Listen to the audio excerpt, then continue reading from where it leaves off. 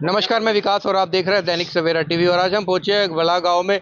वहीं बला गांव में हम किसी काम से पहुंचे थे, मगर एक आम आदमी पार्टी के रामपाल रोड जी लगातार जो 5 गारंटियां नीति हैं जन जन तक पहुंचाने का काम कर रहे हैं और असंध विधानसभा के टिकट के दावेदार भी हैं। आइए उनसे जानने की कोशिश करते हैं इस बारे में वे क्या कहना है। सर, सबसे पहले नमस्कार, दैनिक सवेरा टीवी में आपका बहुत बहुत स्वागत है।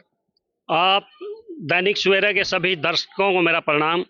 तो सर, क्या कहना चाहेंगे आज बला गाँव में मुख्य कारण क्या रहा आपका आने का आज?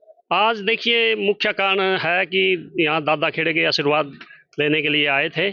धार्मिक जगह, इतवार का दिन है तो थोड़ा धार्मिक स्थान पर आकर शांति भी मिलती है और हमें लोगों से मिलना भी हो जाता है। तो सर, आम आदमी पार्टी के असंध के टिकट के दावेदार हैं। लगातार कांग्रेस से बातचीत चल रही है, मगर बात पूरी तरह संभव नहीं हो पा रही कि गठबंधन होगा या नहीं हो, क्लियर नहीं हो पा रहा। तो क्या लगता है कि कब तक पार्टी क्लियर करेगी और कब तक टिकट अनाउंस होने का संभावना है? देखिए, जो ये निर्णय पार्टी का टिकट का है वो हमारा हाईकमान करेगा। हम पूरी तरह से मैदान में डटे हुए हैं और पूरी 90 की 90 विधानसभा पर लड़ने की हमारी पूरी तैयारी है। तो फिर गठबंधन की क्या जरूरत पड़ेगी जो 90 की 90 विधानसभा में जब आम आदमी पार्टी सक्षम है और 45 रैली एक दिन में करके दिखाई है, फिर भी वो गठबंधन की क्या जरूरत पड़ेगी ऐसी?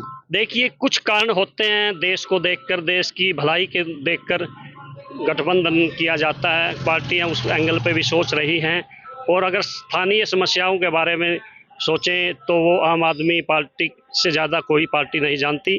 इसीलिए हम मैदान में डटे हुए हैं, लगातार लोगों के बीच में हैं, उनकी समस्याओं को पूछ रहे हैं, उनकी समस्याओं के निदान के बारे में सोच रहे हैं। हम अपना फर्ज निभा रहे हैं। गठबंधन को अगर लगेगा देश हित में गठबंधन होना चाहिए तो जो आदेश होगा उसका पालन करेंगे। सर, बीजेपी स्वच्छ भारत मिशन की बात करती है। कांग्रेस में से निर्मला योजना के नाम से जाना जाता था, बीजेपी ने इसका नाम बदलकर स्वच्छ योजना कर दिया, स्वच्छ भारत मिशन कर दिया।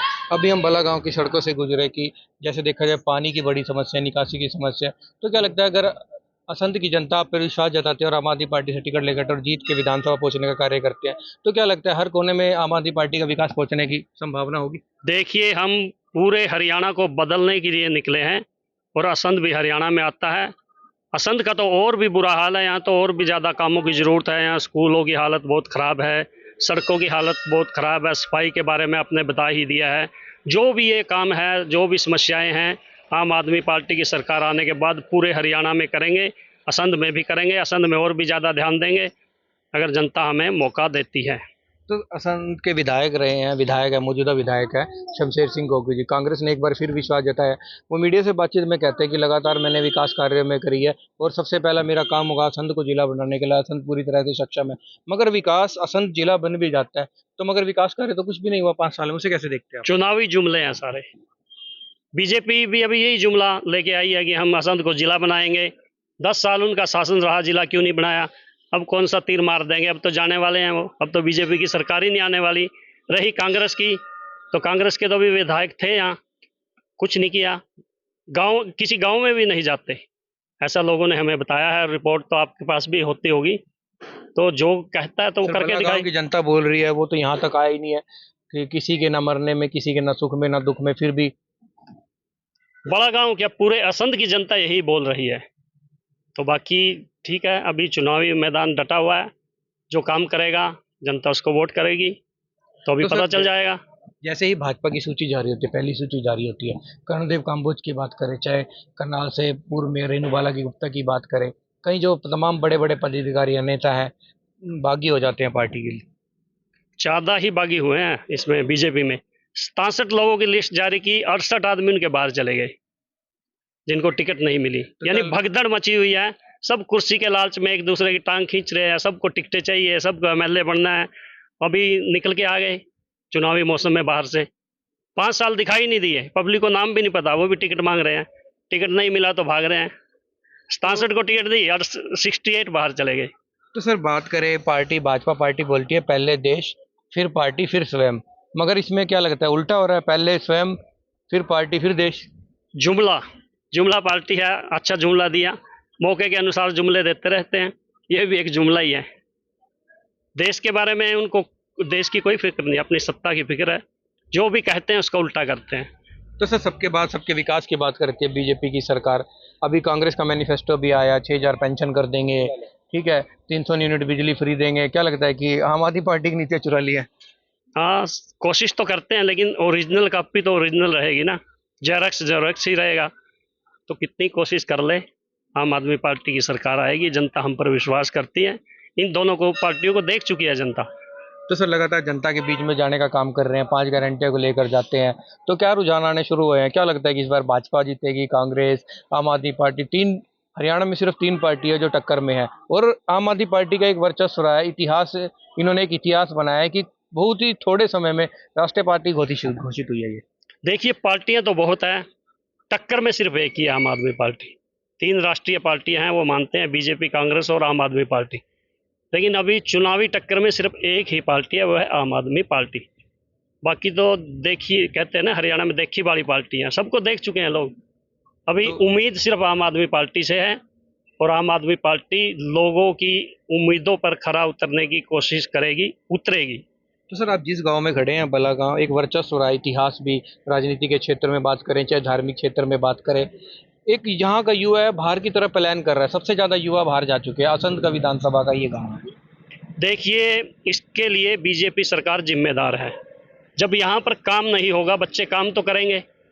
यहाँ बेरोजगारी इतनी है, बेरोजगारी में हरियाणा नंबर 1 है, तो लोग अपनी ज़मीन बेच बेच कर काम के लिए बाहर जा रहे हैं, अपने माँ बाप को छोड़कर बाहर जा रहे हैं, और वो बेचारे बड़े बाहर अपने माँ बाप को मिस करते हैं, इधर उनके माँ बाप अपने बच्चों को मिस करते हैं। इतनी बुरी हालत हरियाणा में इस सरकार ने बना दी है कि लोगों का जीना दुभ्र हो गया है। सिर्फ पैसे के लिए लोगों को अपना देश, अपना घर, अपना परिवार छोड़कर जाना पड़ता है। तो सर जैसे बीजेपी की बात करें, करनाल से मेयर रही रेणु बालाजी, 2 बार मेयर रही हैं करनाल की। कल देर रात 11 बजे हरियाणा के मुख्यमंत्री मिलने आ जाते हैं, मनाने आ जाते हैं कि पार्टी का साथ दो, मगर वो कहते हैं कि जिसे मैंने सेवा किया तो मुझे फल भी मिलना चाहिए, और आज़ाद कैंडिडेट के उतरने की कोशिश कर रहे हैं और मनाने की कोशिश कर, 3 दिन का समय मांगा। तो क्या लगता है? लगता क्या, जब तक चुनाव नहीं होंगे ना, यही चलेगा। आएंगे जाएंगे, आएंगे जाएंगे, सब अपने लालच में है, सबको कुर्सी से मतलब है, देश से कोई मतलब नहीं, हरियाणा से कोई मतलब नहीं। तो यही चलने वाला है 5 तारीख तक, रूठना मनाना, रूठना मनाना, और काम तो कुछ किया नहीं। जो टाइम बचा इसमें निकल जाएगा।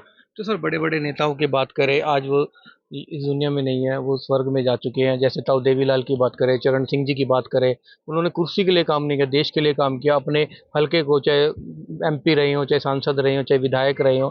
तो क्या लगता है कि बीजेपी और कांग्रेस ही सिर्फ सत्ता के मुंह में ये सब करती है? देखिए, यही तो फर्क है ना।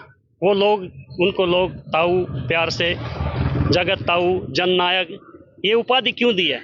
उन लोगों ने काम किया है, लोगों को दिलों को जीता है, किसी एक जाति की बात नहीं की। आजकल के नेता क्या करते हैं, बीजेपी क्या करती है, जातिवाद की राजनीति करती है, धर्म की राजनीति करती है। तो ये ज्यादा दिन चलने वाला नहीं है ये खेल इनका, वो खत्म हो चुका है, सुपड़ा साफ होने वाला अब की बार। सिर्फ 20-25 दिन की और बात है। 20-25 दिन की बात है, आप कह रहे हैं कि जैसे, मगर एक बीजेपी एक तारीख बदलने में कामयाब हो पाई है कि भाई हमें 5 तारीख है। क्या लगता है कि बीजेपी को बौखलाहट हुई है या डर है किसी चीज़ का, क्या है सर? कोई फर्क नहीं पड़ता। पहले जनता ने उनकी विदाई की तारीख 1 तारीख की थी, अब 5 कर दी।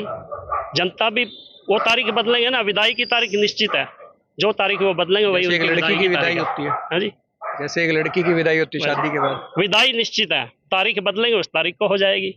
2 दिन पहले होनी थी, 2 दिन बाद हो जाएगी। विदाई निश्चित है, सुपड़ा साफ होने वाला है, और वो डरे हुए हैं।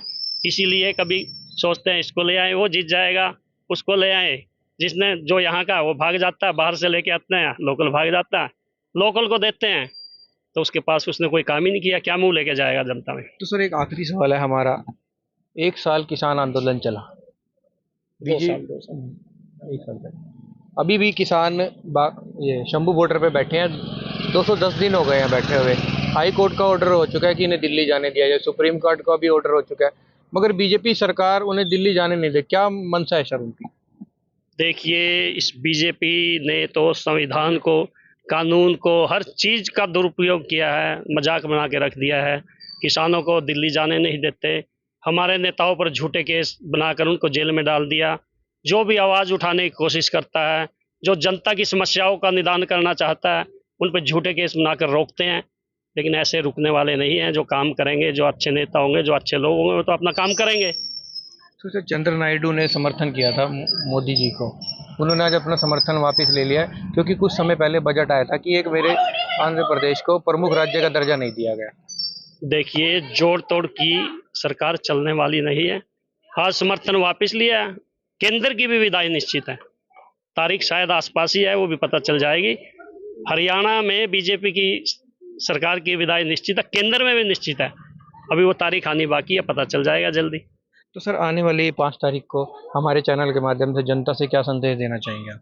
संदेश देना चाहूँगा, अब की बार सोच समझकर मतदान करना, काम के आधार पर मतदान करना। जो पार्टी आपके भले के लिए काम करे, आपके परिवार के लिए काम करे, आपके बच्चों के लिए अच्छे स्कूल बनाए, आपके परिवार के इलाज के लिए अच्छे अस्पताल बनाए, आपके घर के नौजवानों को रोजगार दे, आपके बुजुर्गों का सम्मान स्वरूप तीर्थ यात्रा करवाए, आपके घर हमारे हरियाणा की महिलाओं को सम्मान स्वरूप मासिक पेंशन दे, बिजली फ्री दे, ऐसी पार्टी को वोट देना। अगर कोई दूसरी पार्टी ऐसा करने में सक्षम हो, भले ही उनको वोट दे देना, लेकिन मैं दावे के साथ कह सकता हूँ ये काम सिर्फ आम आदमी पार्टी ही कर सकती है, और हमने दिल्ली और पंजाब में करके दिखाया है, हरियाणा में भी करेंगे। आम आदमी की पार्टी की सरकार आएगी और भी बहुत से काम करेंगे। देश दुनिया की हर खबर सबसे पहले देखने के लिए फॉलो करें Dainik Savera TV, YouTube, Facebook, Instagram, X और व्हाट्सएप चैनल पर।